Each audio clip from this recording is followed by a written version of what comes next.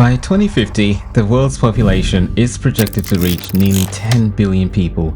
The number sounds almost cartoonishly large, and while at first we might assume this is just a matter of planting more corn or lab growing more chicken nuggets, it's a little bit more complicated than that.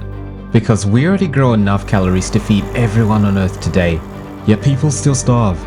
So clearly, the problem isn't just about growing more food, it's about how we grow it, who controls it, and who gets left out. And by 2050, without some serious changes, the people getting left out could include you. It's tempting to treat this challenge as a simple math problem.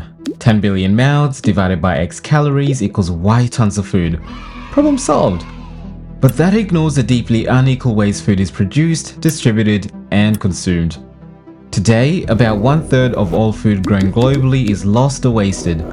Meanwhile, about 733 million people are malnourished and over 2 billion others are either overweight or obese. We grow vast amounts of corn to feed cattle, sugarcane for ethanol, and soybeans for export. All while, rural communities in food exporting countries face malnutrition. In other words, the problem isn't really production. It's politics, economics, and most importantly, access.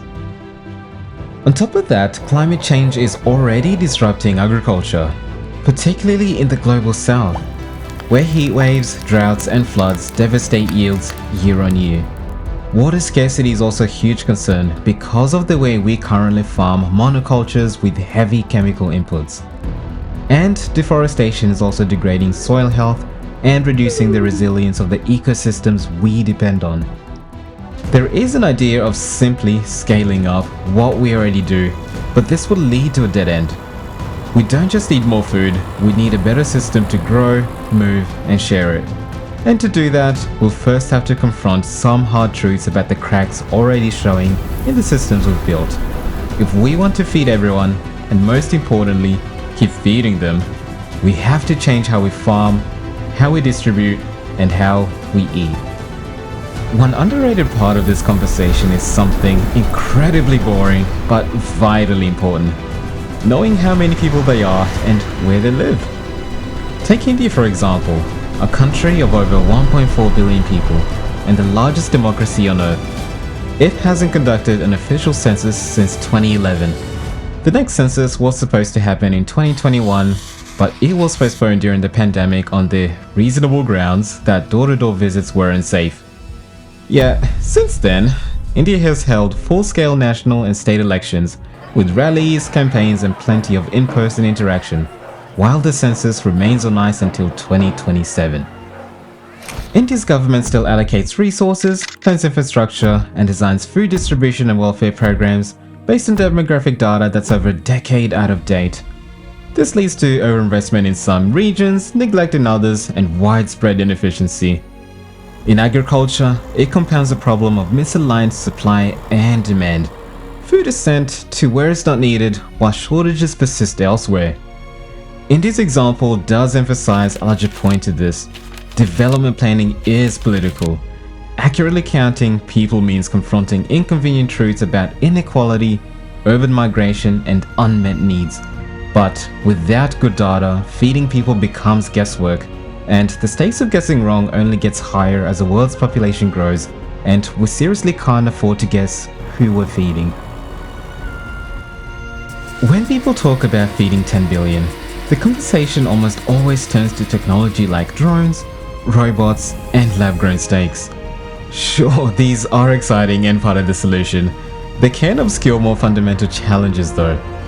Because we throw away nearly 1/3 of all food produced globally, while millions starve.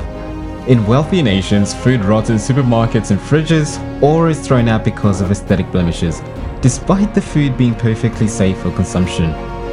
In poorer nations, it spoils way before it can reach supermarkets, due to weak infrastructure, unreliable power grids, and poor roads. Meanwhile, in the global north, overproduction of corn, soy, and other subsidized crops fuels overconsumption of cheap processed foods, contributing to obesity and lifestyle diseases. And those same wealthier nations still outsource their environmental costs to poorer countries. The world food system was designed to maximize profit. not nutrition or equity.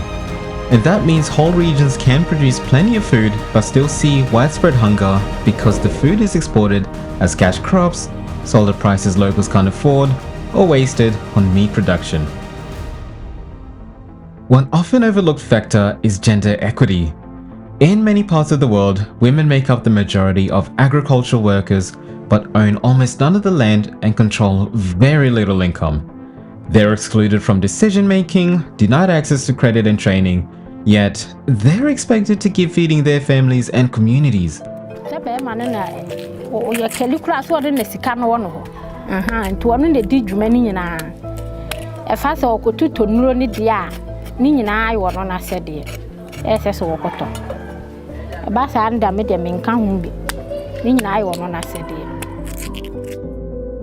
Left unaddressed, these dynamic risks hardening into a kind of silent exploitation, where women are carrying the burden of feeding 10 billion without power or recognition.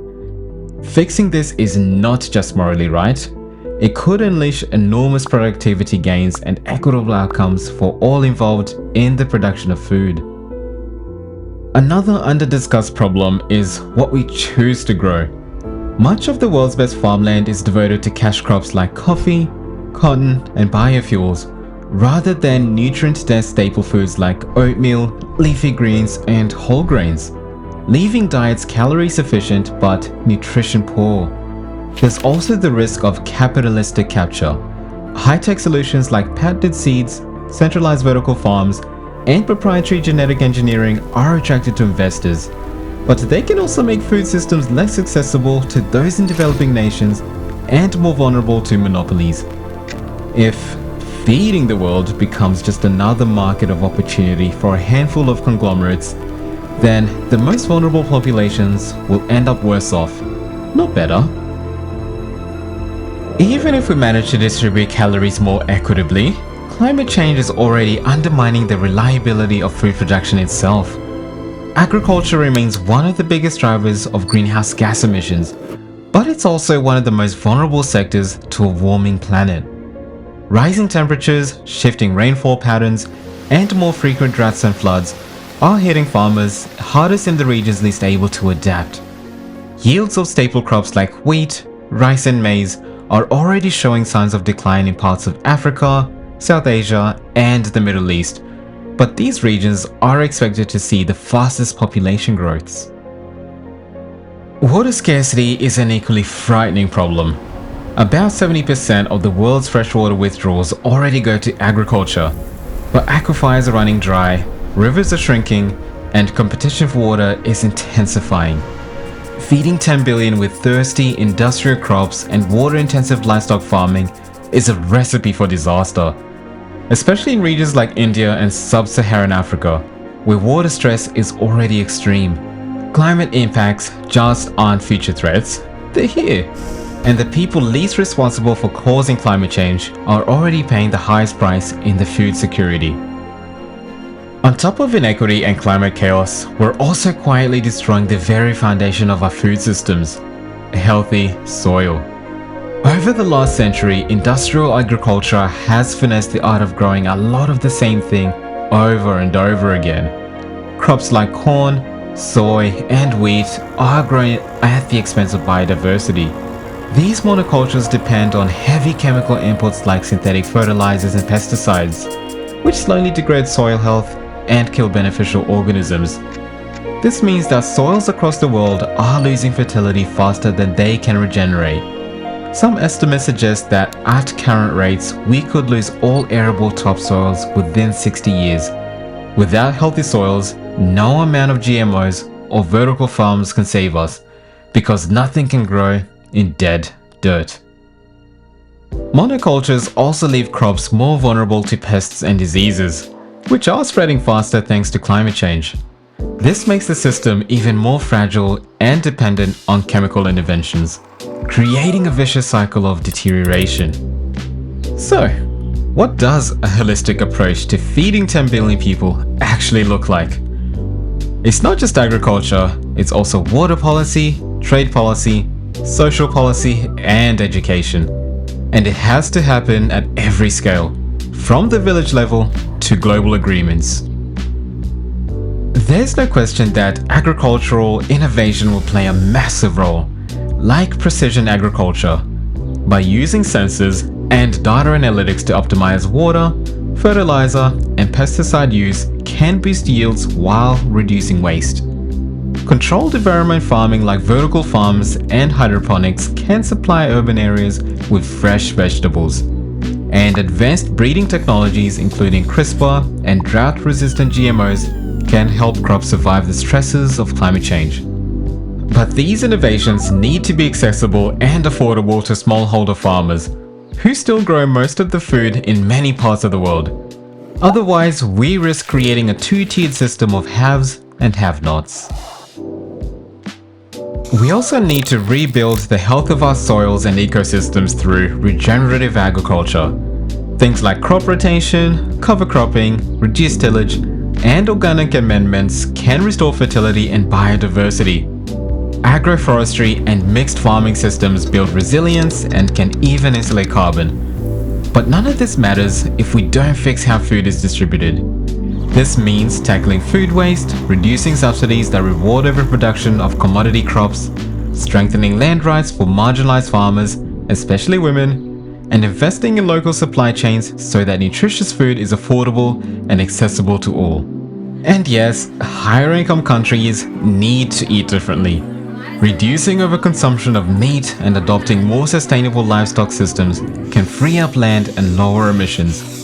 And this needs to be done without forcing everyone to go vegan. There's reason for optimism though. The knowledge, technology, and even the resource we need already exists. Farmers and scientists are innovating all over the world. Consumers are becoming more conscious. Policy ideas that were once considered radical, like regenerative farming and urban agriculture, are becoming more mainstream. If we align incentives with outcomes, rewarding farmers for sustainability, holding corporations accountable, and empowering communities, we can build a food system that works better for both people and the planet. But there is still a sense of unease. Feeding 10 billion is not just a logistical challenge, it's a moral one. It forces us to confront hard questions about inequality, power, and those whose needs matter most. It also asks us to rethink how we value land, labor, and life itself. And if we fail, if we keep treating hunger as someone else's problem, or as a business venture first and a human rights second, then the future won't just be hungry. It will be unstable, unjust, and potentially catastrophic. There is no single solution and no guarantee of success. At the end of the day, the question isn't really, can we feed 10 billion people? We already know the answer to that. We can. The real question is whether we'll choose to do it right, or whether we'll let corporations, as usual, take us down a road where food is plentiful for some and inaccessible for others. Feeding 10 billion people by 2050 equitably and sustainably will require coordinated action at an unprecedented scale. But it's not impossible. The world already produces enough food. The question is whether we can build the political will, economic incentives, and cultural shifts needed to fix this broken system. If we succeed, the benefits go far beyond avoiding hunger. Healthy, resilient food systems can support rural livelihoods, protect biodiversity, mitigate climate change, and improve global health. It will take planning, cooperation, and perhaps hardest of all, political courage. The future of food is still being written. The next few decades will decide whether that story is one of resilience and ingenuity or one of squandered potential and deepening divides. But the window of opportunity is shrinking, and if we fail to act as a collective, the consequences won't just be felt by the hungriest among us, they will reverberate through societies and ecosystems everywhere. And that choice is still on us.